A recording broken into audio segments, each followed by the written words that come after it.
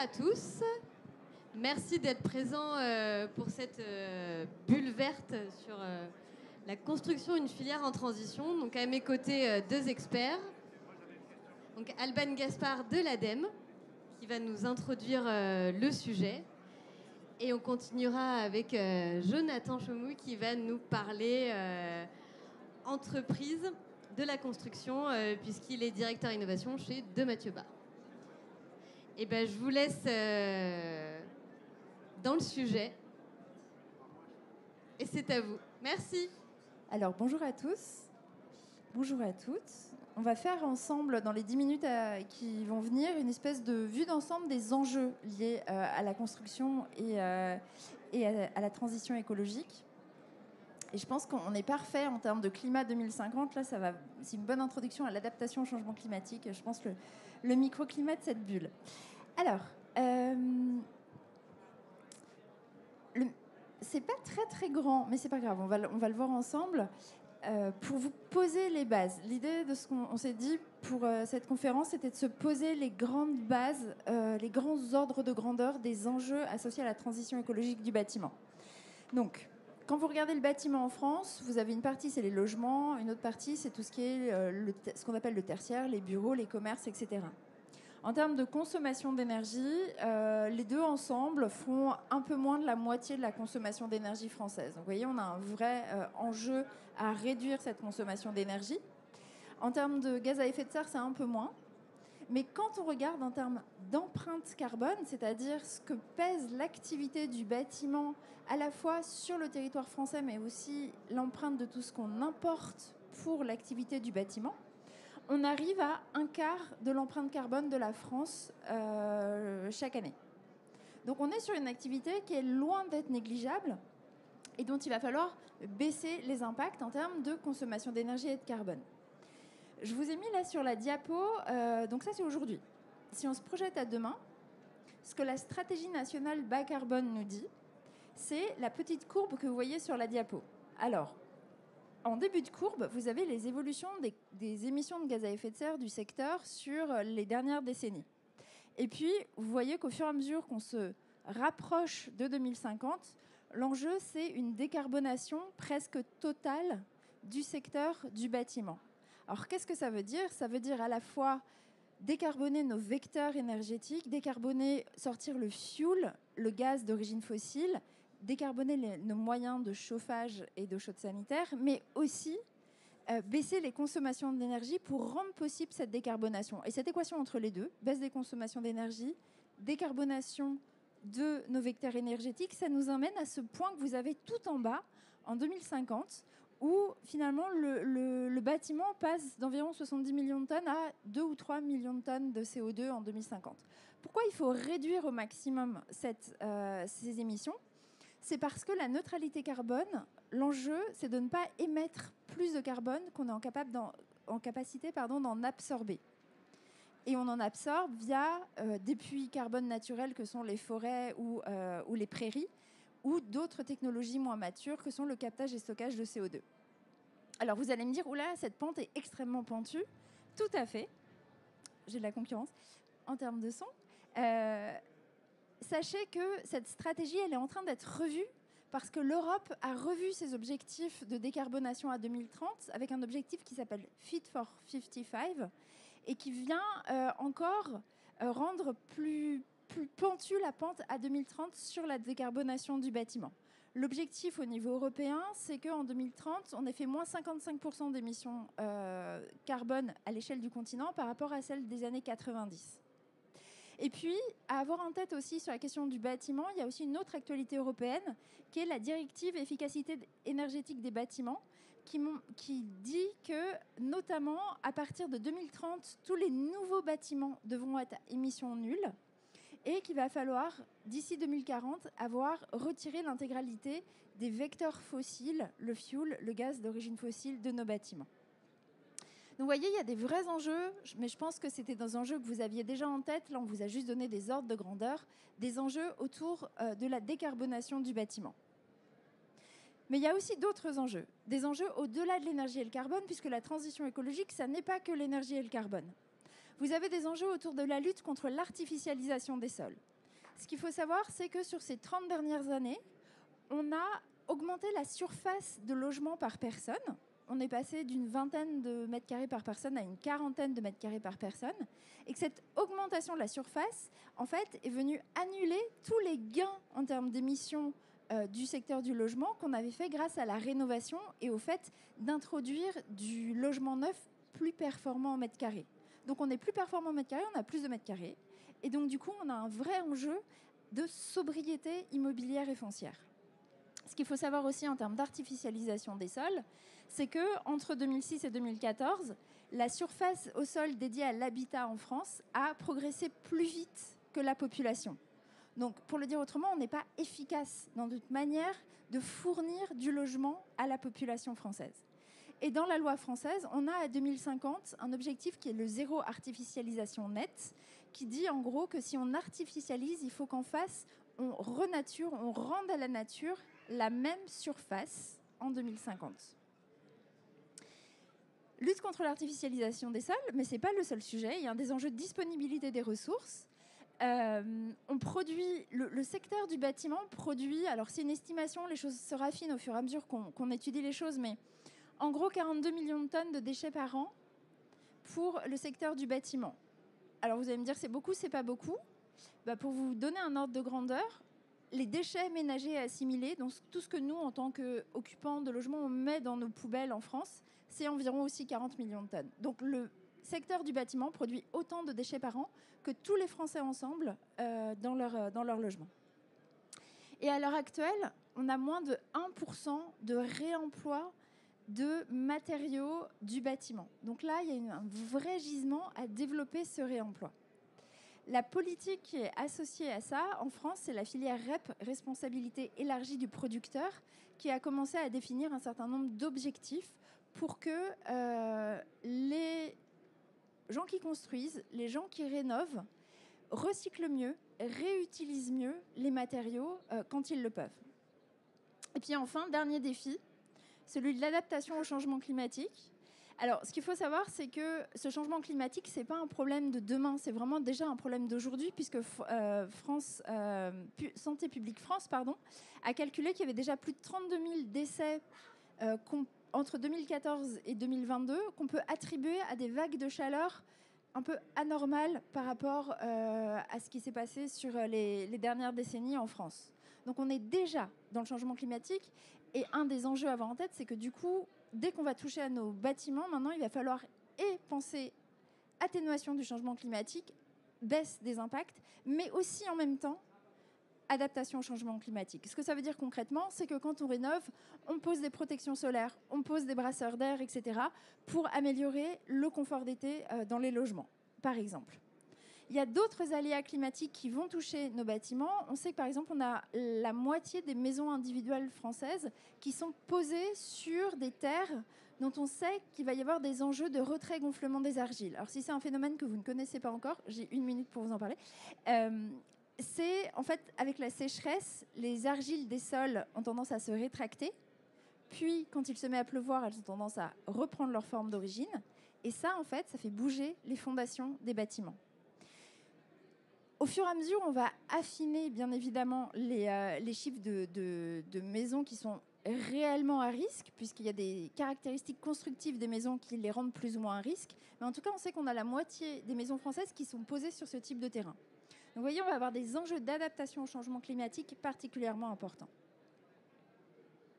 Et puis, enfin, alors, la conférence s'appelle « Les enjeux de la construction », mais je vais finir sur le siècle de la rénovation. Je vous ai dit, il va falloir baisser au maximum les consommations d'énergie et les émissions de gaz à effet de serre des bâtiments en France. Vous avez sur la diapo, alors c'est pas un graphique ADEME, mais c'est un graphique, le Shift Project, mais vraiment, on a comparé nos scénarios, ils ressemblent vraiment, c'est juste qu'eux, ils ont fait un graphique qui était plus sympa que le nôtre. Ça vous montre en fait l'évolution de la constitution du parc de logements entre aujourd'hui et 2050 par étiquette. Alors, ce que vous voyez clairement, c'est que le vert prend le pas sur le jaune et le rouge. Ce que ça veut dire, c'est que plus on va vers 2050, plus il va falloir faire des rénovations performantes, c'est-à-dire des rénovations qui arrivent à amener les logements à l'étiquette A ou B du DPE. Donc ça, c'est l'enjeu. Et c'est un enjeu majeur parce qu'aujourd'hui, vous avez vu, voilà, on a moins de 6% du parc qui est en étiquette A et B. Donc cette transformation, ça va être celle des 30 prochaines années à 2050. Ça va vraiment être le siècle de la rénovation. Et pour ça, on va avoir des besoins d'investissement énormes. On les a chiffrés. Il faut doubler les investissements dans la rénovation. Et on va avoir des besoins d'emploi aussi énormes. Un peu du même ordre de grandeur. Doubler les emplois associés à la rénovation en France. Donc clairement, il y a un enjeu autour du développement des activités de rénovation en France à 2030 et à 2050. Et pour le dire autrement, et je finirai là-dessus, on ne bouclera pas la neutralité carbone. Nous, nos modèles, ils ne bouclent pas si on ne fait pas de rénovation. On peut faire plus ou moins de construction neuve, etc. Mais si on ne fait pas de la rénovation profonde du parc, on n'arrivera pas à mettre le bâtiment sur cette trajectoire à 2050. Voilà, merci pour votre attention. Je vous ai brossé les défis, maintenant on va voir les solutions. Merci Alban. Donc bonjour à tous, moi effectivement je vais essayer de vous parler des solutions. Ou en tout cas des premières solutions et des premières pistes de réflexion qui commencent à être mises en œuvre dès aujourd'hui. En fait, pour continuer sur les chiffres, et après je passerai à autre chose que des chiffres, mais c'est intéressant, ça reprend on ne s'est pas concerté sur les chiffres, mais on a les mêmes statistiques, puisque ce que nous expliquait Alban, c'est que globalement, les émissions de CO2 liées au bâtiment, c'est 25%. Voilà, on le retrouve ici. Le premier camembert gris en bas où on voit bâtiment, c'est les émissions liées au fonctionnement des bâtiments. Et moi, aujourd'hui, je vais faire un focus sur la construction, comme le nom de la thématique d'aujourd'hui, qui est la petite part camembert orange, là, qui représente en fait quand même 10%. Ça veut dire que 10% des émissions de CO2 nationales sont liées au secteur de la construction et donc à la construction de bâtiments et d'ouvrages. Le zoom qu'on fait ensuite avec le camembert de couleur sur la droite, c'est de montrer qu'aujourd'hui, les deux éléments principaux émetteurs de carbone dans la construction d'un bâtiment, c'est le béton et l'acier. Bon, d'un côté, c'est un peu normal parce qu'on utilise quasiment que du béton et de l'acier pour réaliser les bâtiments aujourd'hui. Mais ça va nécessiter une certaine transition pour pouvoir atteindre les objectifs ambitieux que Alban a pu nous décrire. Néanmoins, 10%, ça veut dire qu'on a aussi un gros potentiel de décarbonation de la France, et en étant aligné à la stratégie nationale bas carbone, en fait, on va pouvoir déployer un certain nombre d'idées, tant dans les matériaux qu'on va utiliser que dans les pratiques qu'on va mettre en œuvre, et je vais vous en parler plus en détail. L'autre point important, on a la chance, alors tout le monde ne dirait pas qu'on a de la chance de l'avoir, mais moi je trouve que c'est une vraie chance. On a en France une réglementation qui s'appelle la réglementation environnementale 2020, qui, comme son nom ne l'indique pas, est applicable depuis 2022. Néanmoins, elle est très intéressante parce que c'est la première réglementation dans le monde qui fixe un objectif sur l'impact CO2 lié à la construction des bâtiments. Depuis un certain nombre d'années en France et partout dans le monde, ou presque partout dans le monde, on a des objectifs d'émissions de CO2 pour le fonctionnement des bâtiments, donc la consommation de chauffage, d'éclairage, de ventilation, d'eau chaude. Mais dans aucune réglementation, on fixe l'impact lié à la construction. Sauf qu'à force de faire des efforts, même si on a encore beaucoup de travail sur la rénovation, il y a eu énormément de travail fait sur le neuf. Et en fait, au bout d'un moment, de travailler sur le fonctionnement du bâtiment commence à être moins important. Pourquoi ? Parce qu'en fait, aujourd'hui, dans un bâtiment qu'on construirait en janvier 2025, 80% des émissions de CO2, elles ne seraient pas liées à son fonctionnement sur 50 ans, elles seraient liées à sa construction. Donc forcément, on va faire un focus sur les matériaux qui composent ces bâtiments, et donc réfléchir à comment on peut faire pour réduire l'impact environnemental de ces bâtiments, tout en réfléchissant en même temps, comme l'a précisé Alban, le carbone, ce n'est pas le seul objectif, c'est aussi de parler de ressources. Est-ce que je vais avoir assez de sable ? Est-ce que je vais avoir assez de bois ? Est-ce que j'artificialise pas trop les sols ? Est-ce que je peux limiter mon impact sur la biodiversité ? Et ça, c'est des éléments clés dont on tient compte aujourd'hui quand on conçoit les bâtiments. Et donc, ça devient de plus en plus compliqué de concevoir des bâtiments, mais du coup, c'est de plus en plus intéressant aussi. Et donc là, rapidement, je ne vais pas rentrer dans le détail du graphique, mais vous voyez qu'en fonction de la typologie de bâtiments, les bureaux, les bâtiments d'enseignement, les logements collectifs, les maisons individuelles, on a un objectif lié à ces émissions de gaz à effet de serre liées à la construction. Et ce qu'on voit aussi, et l'autre élément encore presque plus important, c'est que souvent la réglementation, elle sort et on ne sait pas quand sort la suivante. Là, en fait, on sait que tous les 3 ans, on va serrer la vis. Et tous les 3 ans, on va relever le niveau d'exigence auquel on doit arriver pour construire les bâtiments. Ça veut dire qu'elle a été applicable en 2022, cette réglementation. dans quelques mois, 1er janvier 2025, on va réduire d'une douzaine de pourcents l'objectif qu'on avait en 2022. En 2028, on va le réduire d'encore 10% et en 2031, encore d'une douzaine de pourcents. Ça veut dire qu'on est dans un niveau d'exigence qui va aller qui va être de manière croissante, applicable à nos projets. Et l'élément qui est intéressant quand on se dit ça, c'est que quand la réglementation est arrivée en 2022, on s'est dit, bon, on a testé quelques projets, on s'est dit, bon, pas de changement majeur, ni dans la manière de construire, ni dans les produits qu'on utilisait. Parce que le but de cette réglementation, c'était que tout le monde s'approprie son fonctionnement et la méthode de calcul. Deuxième cliquet, 2025, on y est presque et on fait déjà beaucoup de projets qui sont conformes à ce niveau. On s'aperçoit d'une chose, c'est que globalement, sans trop changer de méthode de travail, mais en faisant évoluer légèrement ou un peu moins légèrement en fonction des projets et les produits, on arrive à ces objectifs. Mais ce qui est plus intéressant encore, c'est de voir qu'est-ce qui se passe en 2028 et en 2031, sachant que dans le cadre de labellisation de projets, d'ambition de maîtrise d'ouvrage privé comme public, en réalité, on nous demande déjà, dès aujourd'hui, d'atteindre sur certains projets ces seuils 2028. Et là, on s'aperçoit que la bascule 2028-2031, il y a une rupture. C'est-à-dire qu'à partir de 2028, le fait d'utiliser des solutions très proches de celles qu'on utilise d'aujourd'hui, avec des méthodes très proches de celles d'aujourd'hui, ça ne marche plus. Et à un moment donné, il y a cette bascule qu'il faut faire. Et donc, il y a toute une palette de nouveaux matériaux, de nouvelles solutions, de nouvelles techniques de conception qui s'imposent à nous. Et donc, en fait, dès à présent, on doit s'approprier ces solutions, on doit contribuer à leur développement, notamment tout ce qui peut être lié à l'industrialisation de ces procédés. Et j'ai pris quelques exemples pour vous montrer comment ça se traduit concrètement. Donc, la première marche, qui est déjà une belle marche, c'est une solution du béton qu'on coule comme du béton, comme on coulerait du béton habituellement. Donc entre deux banches, on coule du béton. Sauf que ce béton, il a une particularité, c'est qu'il émet 4 fois moins d'émissions de CO2 qu'un béton classique. Donc c'est déjà une très bonne solution dans laquelle on intègre des matières biosourcées, puisqu'on intègre du biochar, c'est un charbon de bois pyrolysé. Et donc ça permet de réduire de manière très sensible l'impact carbone du béton. Mais quoi qu'il arrive, ça ne répond qu'à la première ou à la deuxième étape de l'objectif et ça ne permettra pas de répondre aux objectifs de 2028 ou de 2031 de manière facile. Et là, on est dans une évolution technique qui est plutôt incrémentielle. On améliore les produits qu'on connaît aujourd'hui sans rupture quelconque technologique. Ensuite, on passe à quelque chose qui est plutôt dans l'ère du temps pour plusieurs raisons, pour des questions de maîtrise de la sécurité, pour des questions de maîtrise de la qualité, pour la question d'impact on va dire direct autour des chantiers, pour faire moins de bruit. Là, on fait ce qu'on appelle de la construction hors site, 2D. Donc 2D, comme son indique, vous imaginez que c'est à plat. Et donc là, on va livrer sur des chantiers des éléments de construction déjà prêts à poser. C'est-à-dire qu'on ne va plus forcément couler du béton sur le chantier, on ne va plus mettre la fenêtre dans le mur sur le chantier. En fait, on va venir avec des éléments complets, finis, plus ou moins finis en fonction des solutions que vous voyez, dans lequel on arrive avec un mur, dans lequel on a l'isolant à l'intérieur, on a la structure du mur, on a le bardage extérieur, on a la fenêtre, et on va venir le poser. Donc beaucoup moins de nuisances.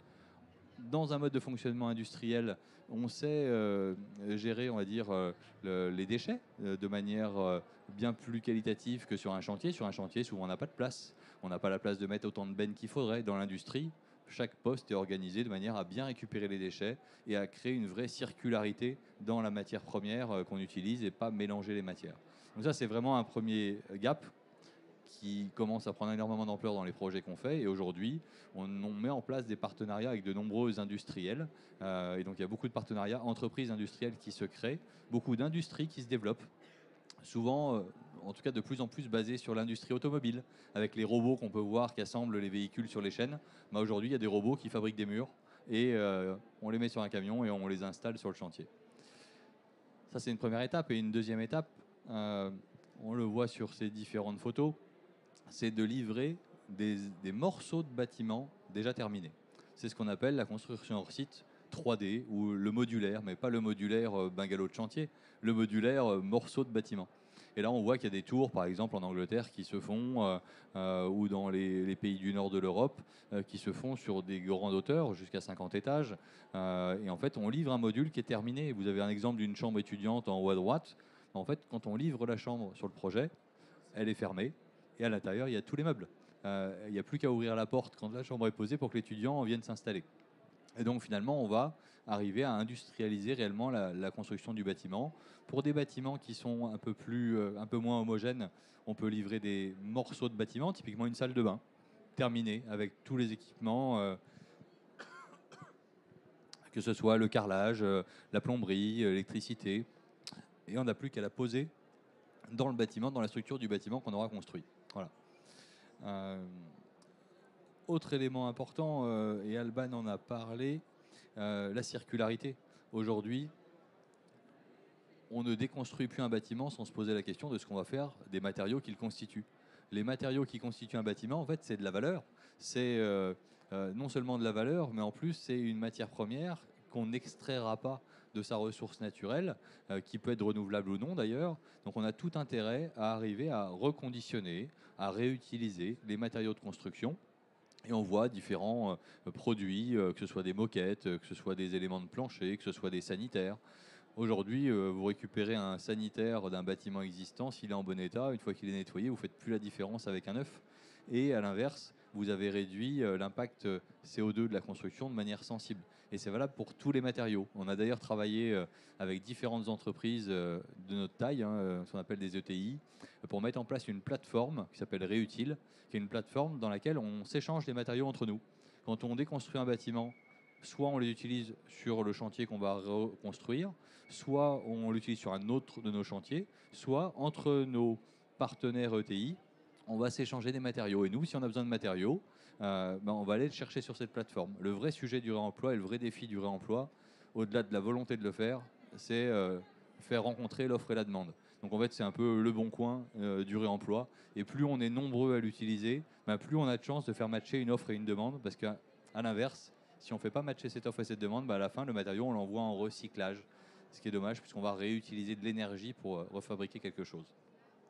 Et le dernier défi, je ne vais pas m'étendre sur le sujet, parce qu'Alban en a parlé, et c'est clairement un défi important. Néanmoins, toutes les solutions que je vous ai montrées s'appliquent bien évidemment au neuf, mais elles s'appliquent tout autant à la rénovation. Aujourd'hui, on rénove des ensembles immobiliers de 200, 300, 400, jusqu'à 900 logements en hors site. On vient avec des éléments de façade, comme vous le voyez sur la photo du dessus. Ça peut être des groupes scolaires aussi, comme ce qui se fait sur la photo en bas. Et on vient industrialiser le processus. Comme Alban l'a dit, on a besoin d'énormément on va dire de solutions, mais aussi on va dire d'acteurs qui vont mettre en œuvre tous ces matériaux. Et le vrai sujet, il est là. Il est comment on fait pour trouver toutes ces personnes dans un laps de temps relativement court. Et donc, l'industrialisation de la rénovation est un process incontournable. On a d'ailleurs travaillé avec le comité stratégique de filière sur un livre blanc que vous retrouvez sur la droite. Et si ça vous intéresse, n'hésitez pas à scanner et vous tomberez sur le lien pour visualiser directement ce livre blanc. On a réellement besoin de travailler sur cette industrialisation parce qu'on ne sera pas rénover comme on rénove un appartement ou une maison de manière isolée. Si on n'industrialise pas, on n'arrivera pas à générer une action sur le volume tel qu'a pu le décrire Alban. Et on a vu cette évolution des DPE A là, avec la courbe verte qui était assez impressionnante. On ne le fera pas en changeant des fenêtres, un isolant par-ci, un isolant par-là. On a besoin de mettre en place une vraie démarche industrielle. Voilà ce que j'avais à vous dire pour aujourd'hui.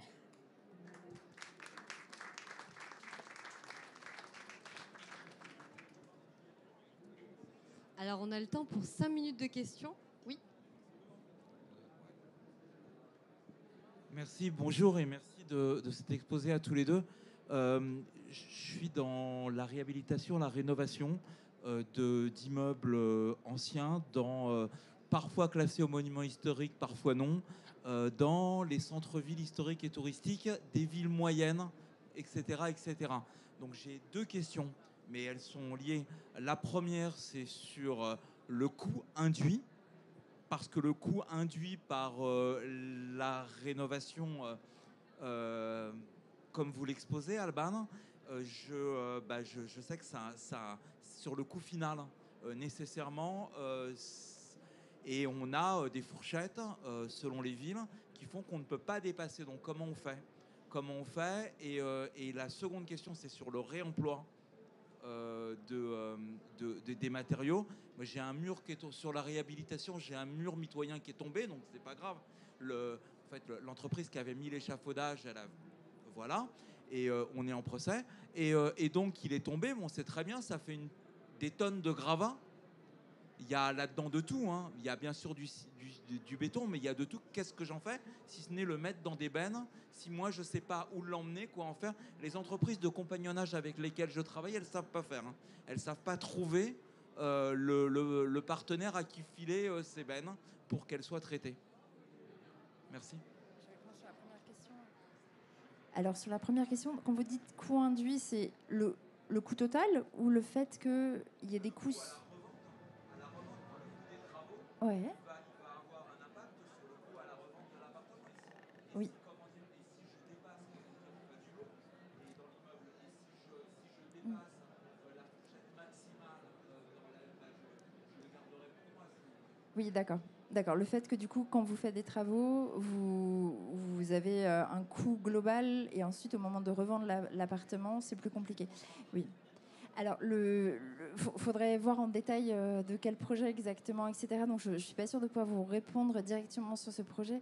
Il existe des aides à la rénovation. Alors, en logement collectif, généralement, c'est des aides qui incitent à faire de la rénovation plutôt performante, donc qui se déclenchent à partir de moins 35 de mémoire ou 35, je crois, % d'économie d'énergie sur le bâti. En fonction de la localisation là où vous êtes aussi, vous avez des acteurs sur le territoire qui s'appellent France Rénov' et qui peuvent vous accompagner dans le montage financier des projets et notamment vous pointer vers toutes les aides financières. Il y a énormément d'aides disponibles.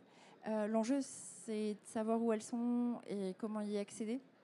Donc, si vous allez sur francerénov.gouv.fr, et vous pourrez avoir... et si vous êtes artisan, vous avez aussi le programme Oscar, qui est un programme C2E, qui est là pour aider les artisans à mieux lire les aides disponibles. Donc ça vous fait deux ressources sur le sujet du financement qui, je vous rejoins, est clé.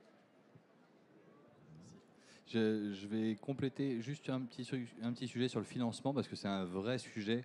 Vous avez plutôt le problème inverse des problèmes qu'on voit au quotidien, c'est comment on fait pour financer la rénovation.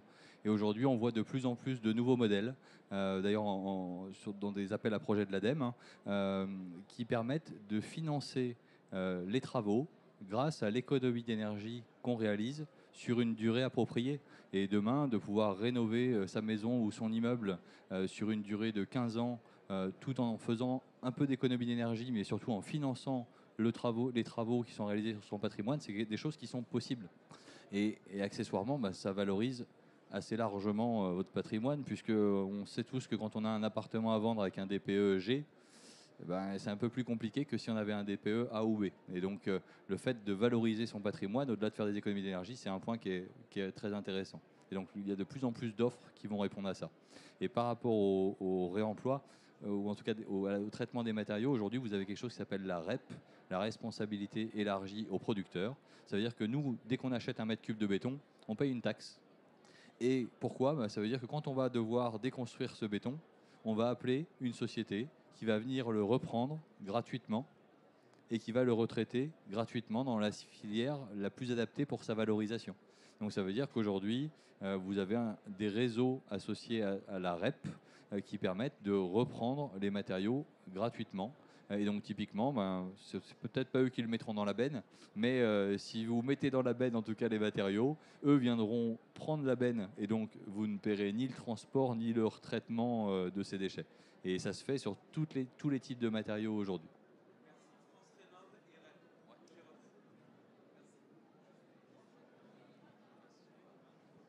Je parle, oui, bonjour. Juste une question pour vous, Alban, au niveau de l'ADEME. Si je construis une maison, il faut qu'on change un peu nos modes de construction, etc. Si je construis une maison sur pilotis, vous la considérez comme étant artificialisante pour les sols ou pas? Joker? Non, dans la loi, en fait, suite à la loi climat et résilience, il y a tout un travail qui est en train d'être fait pour définir ce qui est artificialisant et ce qui ne l'est pas.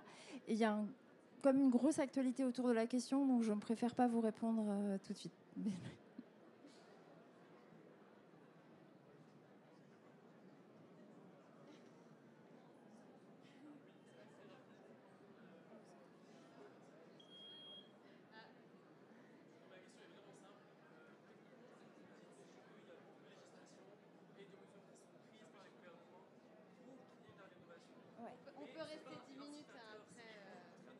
Donc il y a quoi d'incitateur au niveau financier qui va faire qu'un constructeur va se dire, plutôt que juste d'être contraint par la législation, qui va aller sur ce genre de chantier?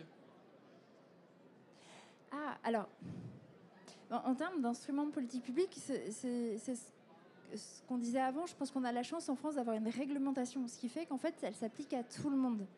Avant, quand il n'y avait pas cette réglementation, alors la réglementation elle date de 74, donc elle a été resserrée au fur et à mesure. Avant, il y avait des acteurs qui étaient volontaires pour aller plus loin, et là, on les aidait avec des subventions, etc., pour les inciter à aller explorer, innover, et c'est toujours le cas.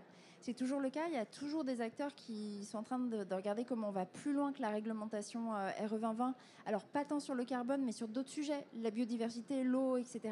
Et eux, généralement, ils ont accès à des subventions. Alors, je serais peut-être les gens de la BPI, vous en parlez plus que moi. Par contre, une fois que la réglementation tombe, tout le monde y est soumis. Et c'est aussi une façon de faire en sorte d'embarquer tout le monde dans le bateau. Mais encore une fois, c'est pas incitant, c'est contraignant. On force tout le monde à obéir à ce genre de règles. Donc ça pousse pas à l'innovation, ça force sans pour autant donner des opportunités. Enfin, j'ai l'impression. Alors, effectivement, ça dépend comment on le voit. C'est-à-dire qu'à l'inverse, ça dépend où est-ce qu'on a envie de construire. Nous, on est constructeurs, mais on est aussi promoteurs. Il y a des territoires, et donc les territoires impulsent aussi cette volonté. C'est-à-dire que le promoteur peut le décider, sauf que si le promoteur le décide et qu'à côté on construit, ou à la place on construit un bâtiment qui n'atteint pas ses objectifs, celui qui construira le bâtiment qui n'atteindra pas ses objectifs sera très probablement moins cher. Donc c'est aussi le territoire qui fixe le niveau, et souvent quand on construit dans une ville ou dans une ZAC, l'aménageur va nous dire, sur ce territoire, je veux qu'on soit exemplaire sur la biodiversité, je veux qu'on soit exemplaire sur la performance énergétique, je veux qu'on soit exemplaire sur le carbone. Et du coup, ça veut dire que tous ceux qui vont vouloir reconstruire sur ce site vont avoir ce niveau d'exigence. Et du coup, la question qu'ils vont se poser, c'est comment faire pour vendre à des prix de marché qui sont acceptables.